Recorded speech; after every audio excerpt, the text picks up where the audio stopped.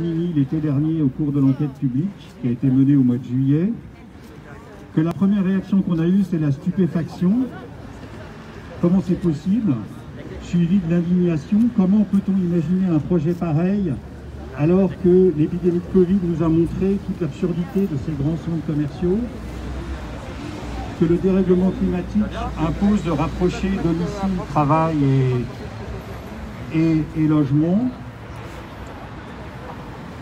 Et ensuite, on a eu, c'est vrai, une phase de résignation. On s'est dit, bon, ben voilà, le projet est lancé, les travaux sont en cours, il s'agit des travaux de démolition, ce que vous voyez là. Et très vite, grâce au soutien des associations qui sont toutes représentées ici et qui vont s'exprimer plus tard, grâce au soutien aussi des politiques, eh bien, c'est la détermination. On s'est dit, la raison, c'est de ne pas laisser faire cette folie. Il est encore temps d'arrêter cette folie. Donc, vous êtes finalement assez nombreux pour un mardi 11 h. Merci. Il y a plein de gens, pour une personne qui est là, je sais qu'il y en a 10 qui n'ont pas pu venir parce qu'elles avaient des engagements professionnels. Et donc, pour les riverains et aussi pour les commerçants du quartier, c'est une grande nouvelle de voir que tout ce monde-là se mobilise pour nous, pour empêcher cette folie, que cette folie se fasse. Je passe la parole à Rachid qui tient un magasin bio, qui est le magasin bio du quartier, qui s'appelle Bio Saint-Hilaire, je vous le recommande, c'est l'un des meilleurs bio de Paris, qui va vous dire son point de vue sur ce projet. Je vous remercie infiniment d'être déplacé pour cette cause. Je ne comprends pas pendant 2021 qu'on continue à bétonner cette ville, sachant que on a besoin un peu plus de verdure et dans le projet de la mairie de Paris, c'est de continuer la verdure. Ils ne nous arrêtent pas de nous matraquer sur le climat, sur le réchauffement climatique et surtout la pollution de l'air qui continue à se propager tous les ans avec le réchauffement climatique. Tout d'abord, je ne vois pas pourquoi la mairie de Paris a donné son aval et tous ces bureaucrates dans leur bureau a dessiné un bâtiment de 37 mètres sur 300 mètres. C'est énorme avec la chaleur qu'il va dégager dans cet endroit. Et plus de ça, la mort du commerce de proximité. C'est que 300 mètres, 22 mètres carrés de commerce, tous les commerces qui sont en face, qui vivent grâce à ça, qui sont endettés pour acheter leur fonds de commerce, déjà les temps sont durs, ils n'arrivent pas à ouvrir et on continue à installer des centres commerciaux qui ne sont pas le souhait de la majorité des Parisiens. On ne voit pas pourquoi on fait ramener un flux de voitures énorme dans un centre commercial et la gêne que ça peut occasionner dans le boulevard d'Hôpital, et même nous derrière, parce qu'on a réussi au bout de quelques années, ça fait 10 ans que je tiens un magasin et en mon nom propre, j'ai milité pour qu'on essaye d'avoir des magasins à taille humaine. J'étais dans la grande distribution avant et je voyais que le non-humain qui est dans ces magasins et que le non-respect de l'espèce humaine dans les conditions de travail avec du SMIC et qu'on ne peut pas les loger à proximité de leur lieu de travail. Je ne vois pas pourquoi on met que 10% des logements dans ce bâtiment d'ailleurs, que je proteste.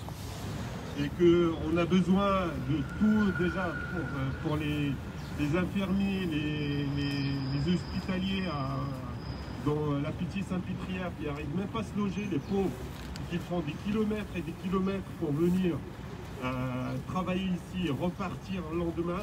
Comment on peut, dans l'an 2021, avec la crise sanitaire, on ne peut pas penser à ces gens-là, au moins de les loger à côté.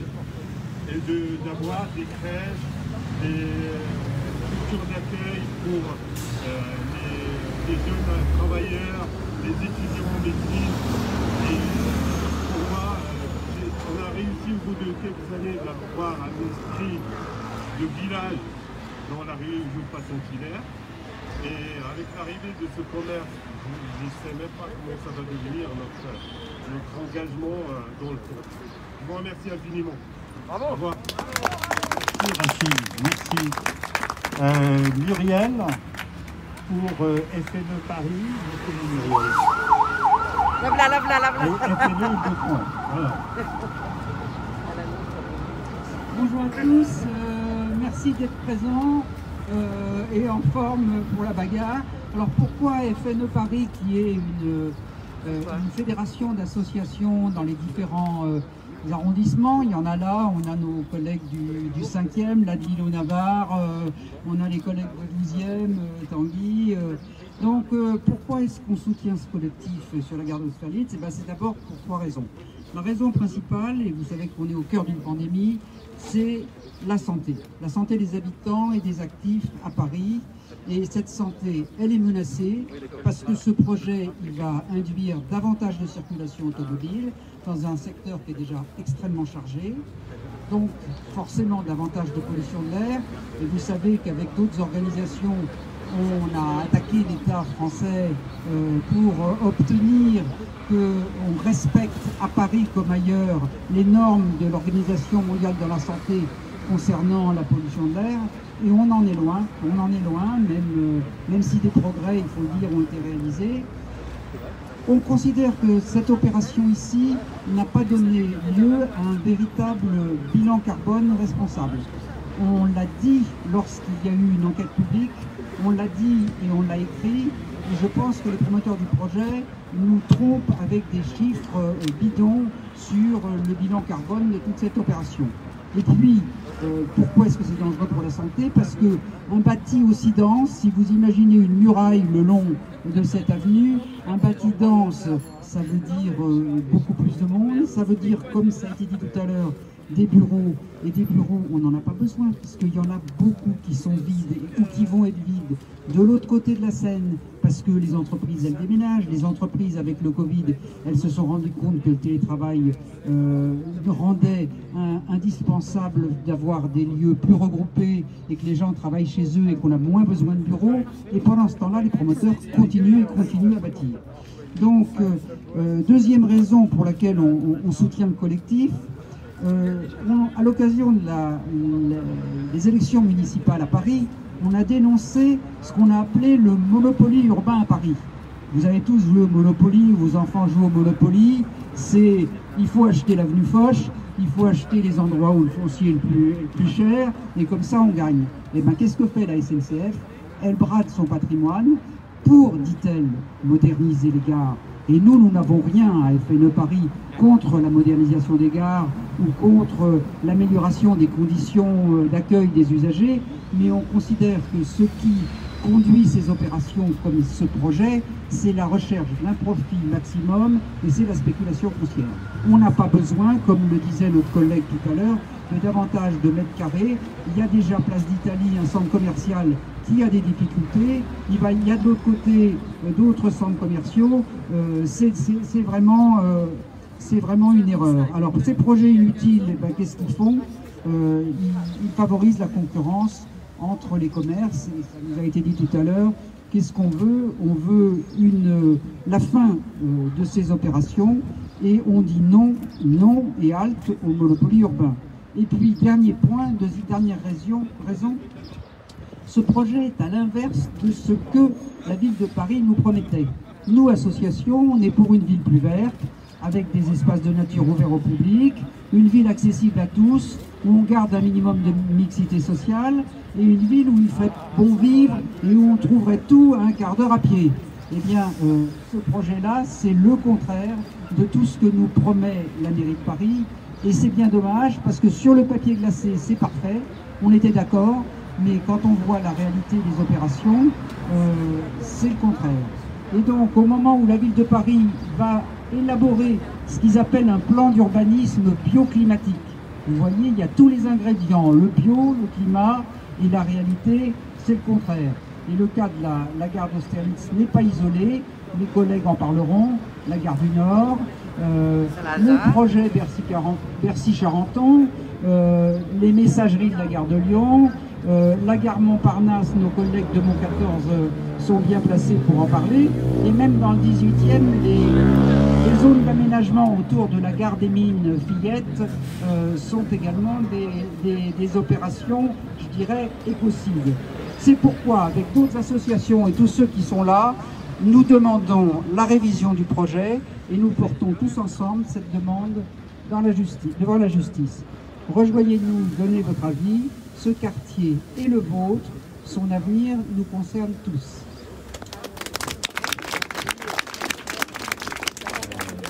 Julien Bayou, donc, qui est conseiller régional et par ailleurs, vous savez sans doute, tête de liste de la liste écolo pour les régionales. Bonjour, merci à vous d'être là. Je suis aussi secrétaire national d'Europe Écologie Les Verts et je voulais indiquer à quel point ce projet il est évidemment pour nous impossible. Je voulais faire un merci chaleureux à Olivier Lemarois qui nous réunit aujourd'hui et puis dire à quel point c'est difficile de parler après Rachid, je ne connais pas votre nom, et Muriel, parce que vous avez dit l'essentiel. Pourquoi on est là? On est là pour, d'abord, évidemment qu'on s'oppose à cette folie, mais on est là pour des logements sociaux, en particulier pour les soignants et les soignantes, ça a été dit, c'est absolument essentiel. On est là pour la biodiversité, pour une ville où il fait bon vivre, et pour un projet finalement d'avenir. Voilà, je voudrais insister sur le fait à quel point ce projet c'est retour vers le futur. Je vois ici Yves Contasso qui pourrait, je crois, parler longuement de cette bataille qui remonte finalement au milieu des années 90. J'ai eu au téléphone Pierre-Alain Brosseau qui s'est également longuement battu contre le projet Rive Gauche. Et ce projet, en fait, Missika n'a absolument rien de moderne. Vraiment, c'est ringard. Voilà, c'est has-been, c'est vraiment à la hauteur de ce qui était proposé dans les années 90 et qui était déjà out of date, je ne sais pas comment leur dire, c'était les histoires de Pompidou qui ne fonctionnaient déjà pas. Et donc proposer aujourd'hui ce projet avec tant de bureaux, alors que évidemment on observe une révolution des usages, il y a également beaucoup de bureaux vacants et de plus en plus, et la plupart des grands groupes s'interrogent désormais sur faut-il autant de bureaux? On a besoin de dédensifier la ville, on a besoin d'espaces verts, de nature en ville. C'est l'Organisation mondiale de la santé, le programme des Nations Unies pour l'environnement, l'ensemble des agences qui nous exhortent à soutenir la biodiversité par tout moyen, le zéro artificialisation et même la renaturation, y compris en ville. Ce projet est complètement dépassé. Et donc ne vous laissez jamais caricaturer dans la position des opposants à tout. Nous sommes des proposants. Voilà. Nous nous opposons bien sûr, mais nous proposons une vision alternative de la ville. Et ce qui est valable pour le 13e, je le redis, pour nous est absolument structurant.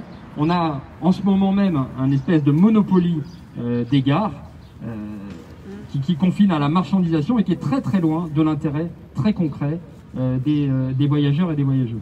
En fait, dernier point, je voudrais insister sur les recettes qui font la victoire d'une mobilisation. Là, on est au début de cette mobilisation, mais qui est finalement la saison 2 ou la saison 25 de cette bataille autour de la gare d'Austerlitz. Je crois qu'il y a le fait d'abord de se réunir, et merci Olivier Lemarois pour cela, le fait de pouvoir constituer une alliance des riverains, des commerçants et des commerçantes, demain des soignants et des soignantes qui diront oui, nous voulons des logements très sociaux à proximité parce que nous prenons des risques et toute la journée nous avons besoin d'être en bonne santé pour protéger la nôtre. Associons-les à ce combat. On a besoin de cette alliance, y compris de la génération climat qui aujourd'hui se mobilise pour son avenir. Nous sommes aujourd'hui en train de nous battre pour les générations futures. Elles sont là, elles répondent présentes.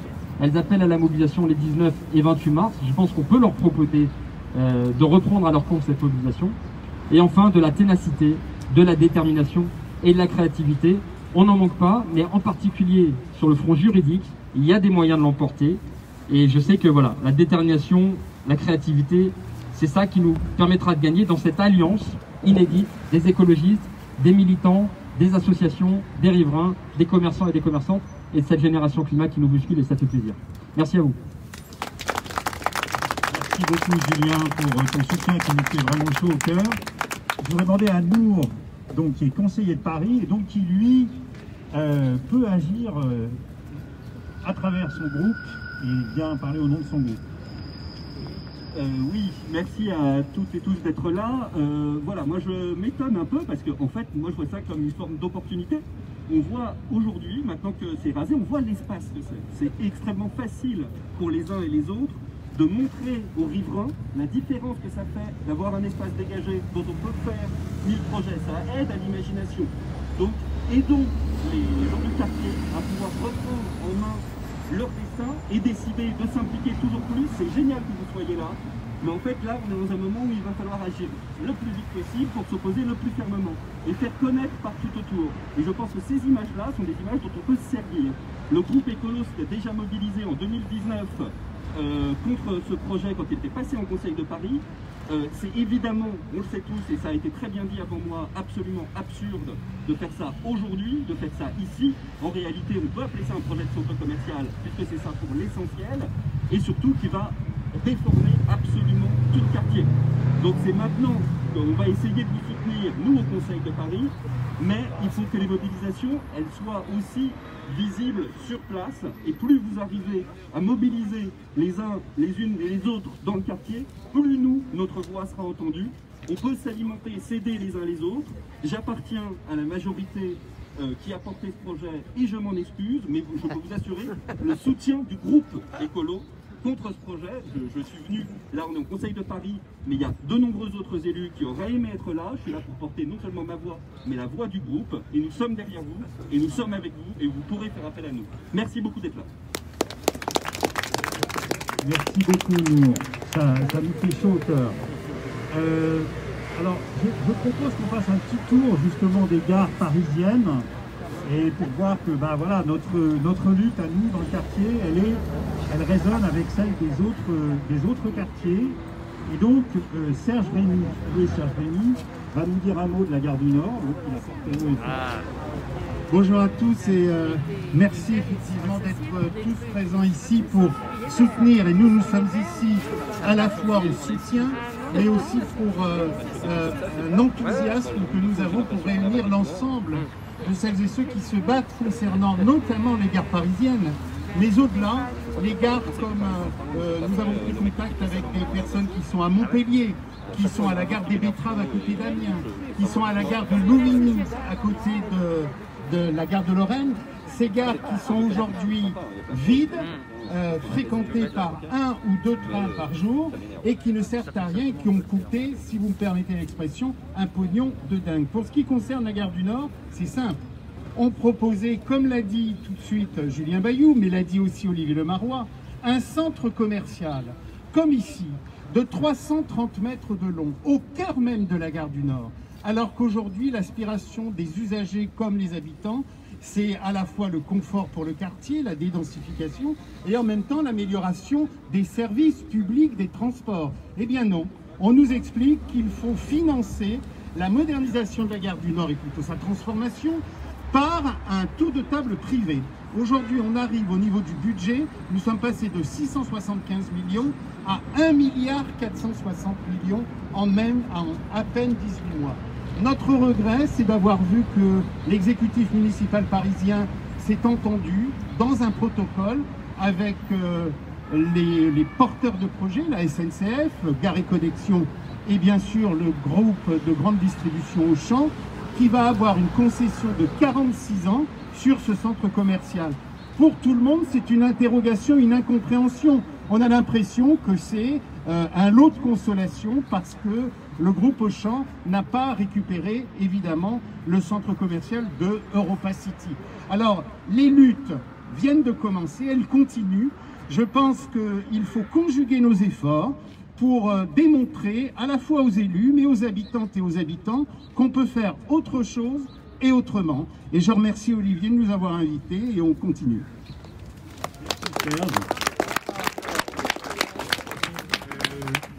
Patrice Maire, est-ce que vous voulez dire un petit mot de ce que vous faites sur la gare Montparnasse? La gare Montparnasse, c'est un endroit où les affaires du centre commercial étaient périclitées. Alors Unibail a décidé de faire l'inverse, une boule de neige au développement du commerce. Et en même temps, la gare Montparnasse s'est mise à faire du commerce. à grande échelle. Donc un gros projet donc, de développement des cultures commerciales. Et à côté, paraît-il, va y avoir une forêt urbaine sur un terrain qui n'est pas plus grand que cet endroit ici. Il y aurait 1000 arbres ou 2000 arbres. Il y aurait 1000 arbres ou 2000 arbres, c'est complètement abusif. Oui, ce sont des tout petits arbres, comme dit les Tasso. Alors puis aussi, il y a là un problème, c'est l'architecture. Cette architecture, là, c'est qu'on a un empilement de surface des planchers. Aujourd'hui, le problème, c'est qu'il n'y a aucun goût. La maire de Paris n'a aucun goût sur le plan architectural, sur le plan de l'espace public. C'est ce qu'on conteste, nous, dans notre journal Mon 14. Et donc, voilà. Merci beaucoup, Patrice. Et bon courage. Et Tanguy de Dantec, donc. Même chose. Bonjour. Oui, je vais vous parler un peu des gars, mais regardez quand même ce projet. J'aimerais juste vous rappeler les dimensions, puisque nous les avons là. 128 000 mètres carrés quand même de surface planchée et toujours les 37 mètres de hauteur.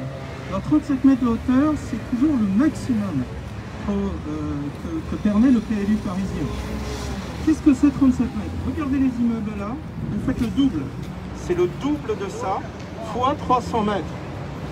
Donc là, nous sommes dans un projet de valorisation maximale. Il y a un volume qui est permis et on a donc un promoteur qui va remplir la totalité de ce qui lui est permis. Il ne peut pas dépasser 37 mètres, il fait une muraille de 37 mètres de long. Il en est réduit à placer quelques arbres au milieu de tout ça sur 500 mètres carrés, alors qu'il fait 128 000 mètres carrés de surface planchée. Donc là, on va dire, quand c'est ce type de valorisation, c'est-à-dire on est face à un hubris. L'hubris, c'est la démesure. On est face à un projet complètement démesuré de valorisation maximale, intransigeante.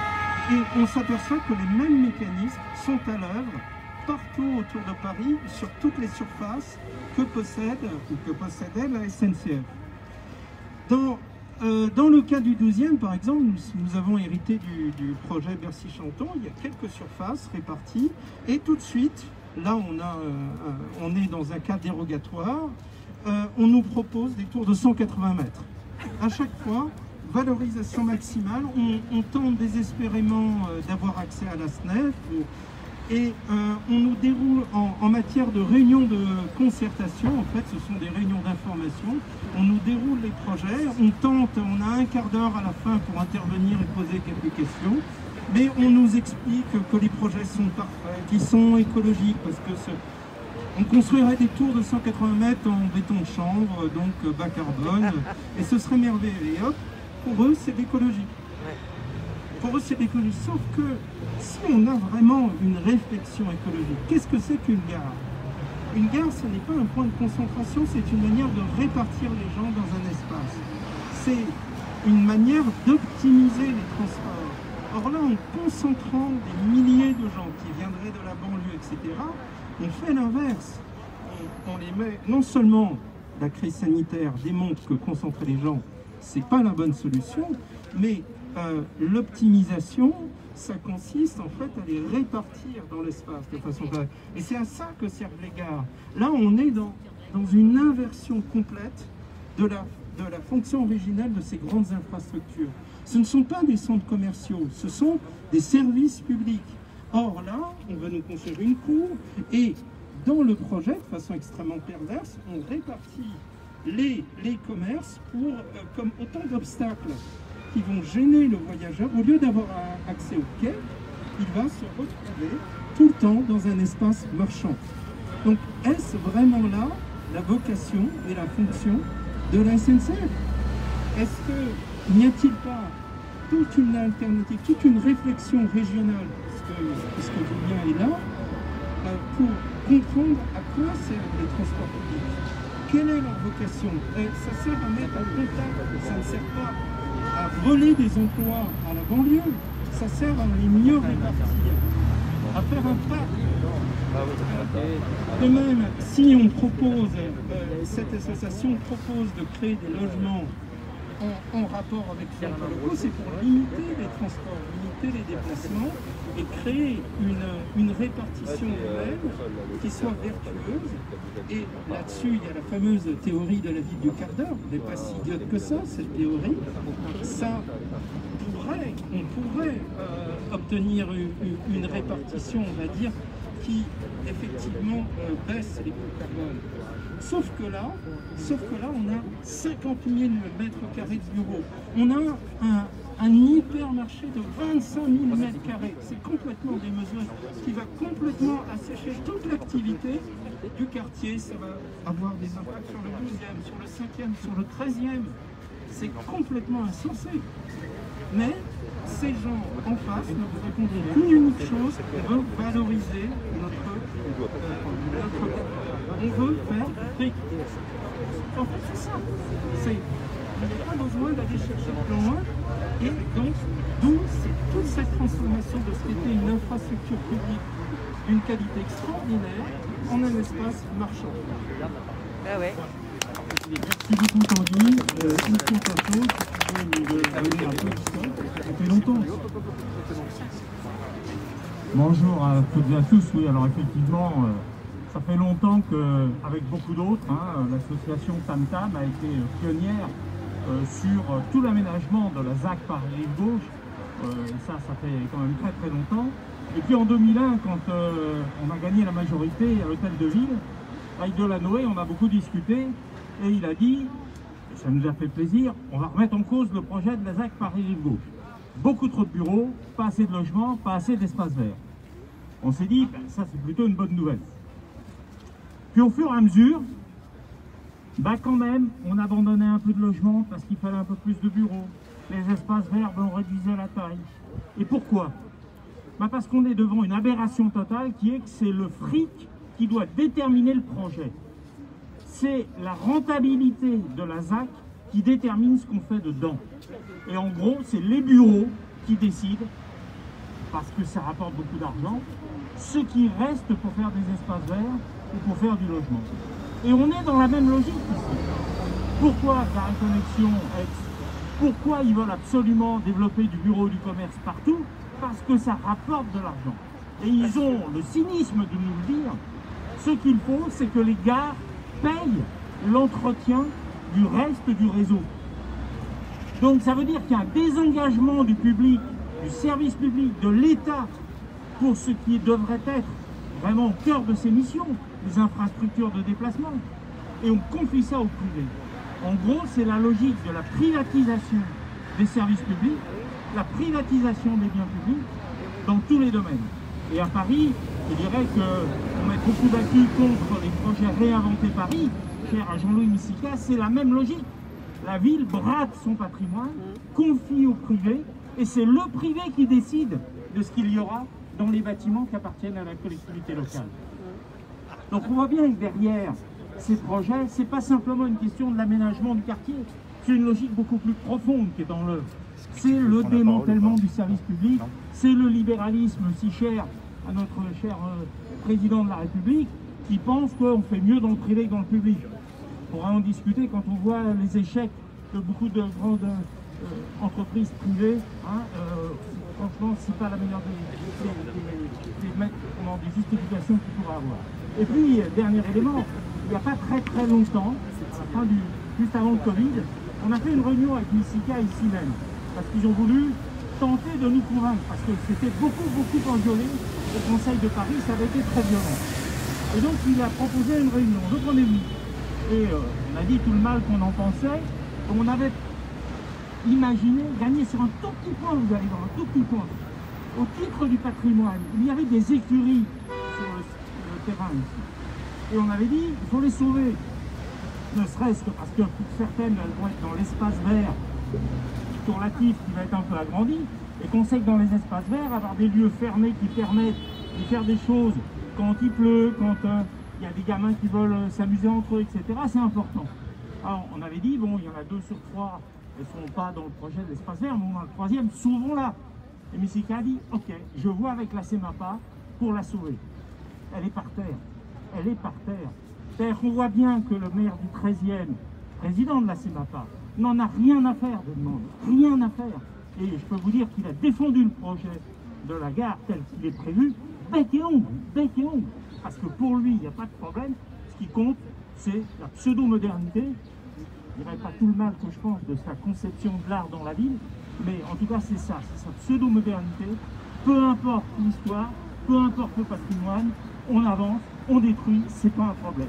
Donc effectivement, moi je suis très content qu'il y ait de la mobilisation, parce que nous avions demandé à Jérôme Coumet d'organiser des réunions publiques sur le projet. Il n'a jamais voulu les organiser, parce que là encore, c'est toute une conception de la démocratie. Je crois qu'il est temps qu'on reprenne en main notre futur, notre destin. Merci. Merci beaucoup Yves. Merci à tous. Alors je voulais juste pour conclure vous dire que la mobilisation... alors, oui, vous voulez dire un mot? On est tellement pro. Bonjour, nous sommes une petite association qui se sommes créée l'année dernière, en septembre je crois, parce que dans le 13e, sur l'ancienne gare des Olympiades, ils vont agrandir la dalle des Olympiades pour construire un bâtiment de bureaux, évidemment, avec des commerces. Et nous sommes complètement opposés, 40 000 mètres sur évidemment 37 mètres toujours de haut. Et en plus de ça, il y a un petit square Ulysse Trella qu'ils vont réduire pour construire encore un immeuble de bureaux. Donc voilà, on a monté cette association et c'est exactement la même chose que... Il est impossible d'avoir un rendez-vous à la mairie. Ils me renvoient de droite à gauche. J'ai jamais réussi à avoir un rendez-vous. Je vais juste donner la parole à Vincent Desjaguet, qui représente justement la génération climat dont parlait Julien Bayou. La jeunesse est avec nous. Nous avons avec nous Alternativa, nous avons Extinction Rébellion, ouais. Nous avons La rue est à nous, nous avons la génération climat qui est derrière nous. Bonjour, je ne peux pas parler au nom de toute la génération climat, au moins un petit peu au nom d'Alternativa Paris. C'est clair que, en tout cas, à titre personnel, je considère qu'on fonce pas mal dans le mur, et de voir ce genre de projet qui se construisent avec encore du béton à outrance, là où nous on demande en gros un mode de vie plus sobre, des projets moins ambitieux et plus respectueux de la vie en fait, des locaux, des gens qui habitent ici. Là ça va encore être un énorme projet avec énormément de boutiques. On ne sait même pas si elles survivront puisqu'on a vu plein d'autres grandes surfaces qui ont fermé depuis. Là on est en plein dans une crise sanitaire et on nous propose encore du béton.